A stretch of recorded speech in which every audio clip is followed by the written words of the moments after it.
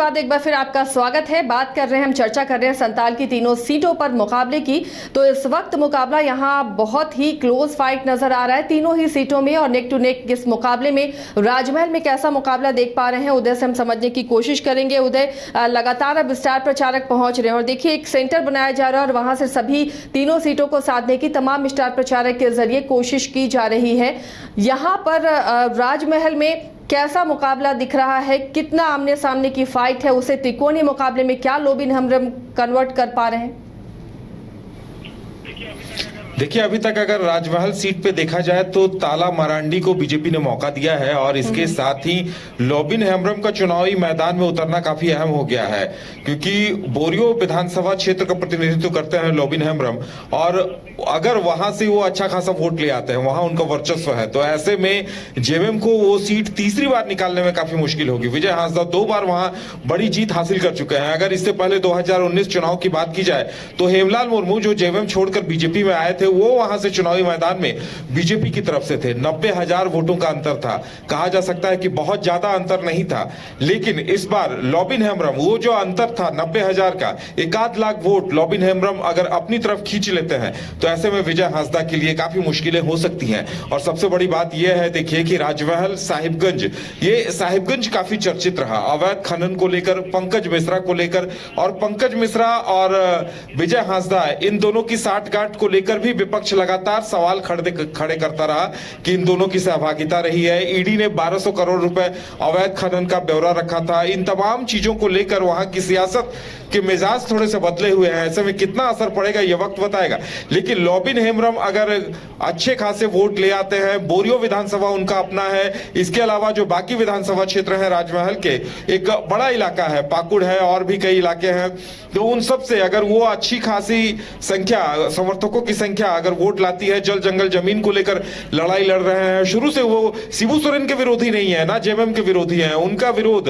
पंकज मिश्रा जैसे लोगों से है। खुलकर वो ये लड़ाई लड़ रहे हैं, अवैध खनन का आरोप लगा रहे हैं, कह रहे हैं कि मैं शिबू सोरेन का सच्चा सिपाही हूं, जल जंगल जमीन की लड़ाई लड़ रहा हूं। और अगर ऐसे में उन्हें अच्छा खासा वोट मिल जाता है तो वाकई में परिणाम फिर चौंकाने वाले हो सकते हैं। विजय हांसदा की मुश्किलें राजमहल में बढ़ सकती हैं।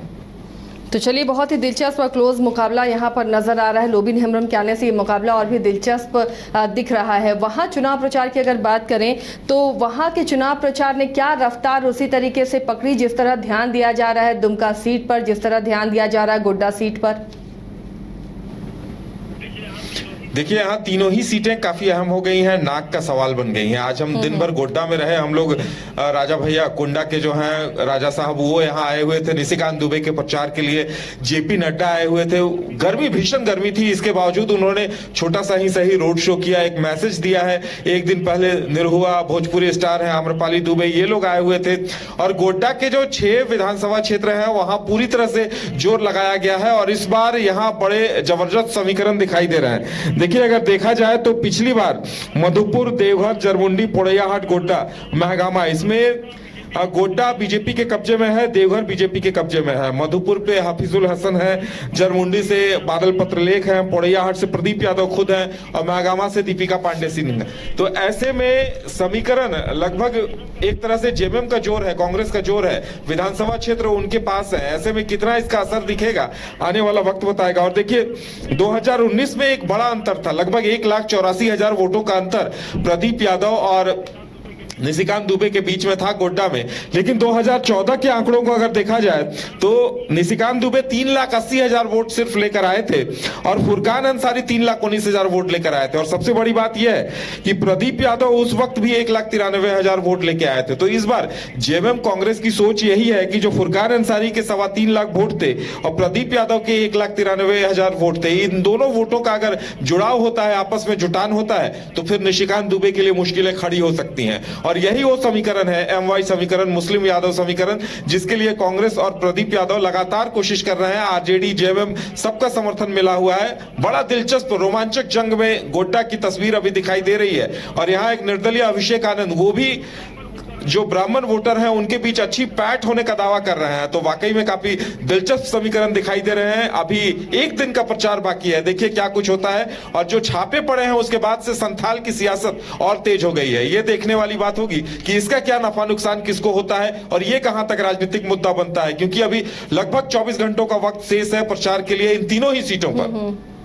चलिए उदय, बहुत बहुत शुक्रिया इस तमाम जानकारी के लिए। तो संताल की तीनों सीटों पर जोर लगाती हुई पार्टियां नजर आ रही हैं और काफ़ी दिलचस्प मुकाबला इन तीनों सीटों पर बनता हुआ नजर आ रहा है। आखिरी अब वक्त बचा है चुनाव प्रचार का और कल शाम तक चुनाव प्रचार का शोर थमेगा। उससे पहले तमाम जोर पार्टियां लगाती हुई नजर आ रही हैं इन सीटों पर और काफ़ी दिलचस्प मुकाबला राजमहल, गोड्डा और दुमका सीट पर बनता हुआ नजर आ रहा है, जहां अब एक तरफा मुकाबला तो बिल्कुल भी नहीं है। ये कोई नहीं कह सकता कि इस सीट को वो निकाल लेगा, क्योंकि दोनों ही तरफ से एड़ी चोटी का जोर लगाया जा रहा है और दोनों ही पक्षों के लिए संताल की ये सीट अब प्रतिष्ठा का सवाल बनी हुई है।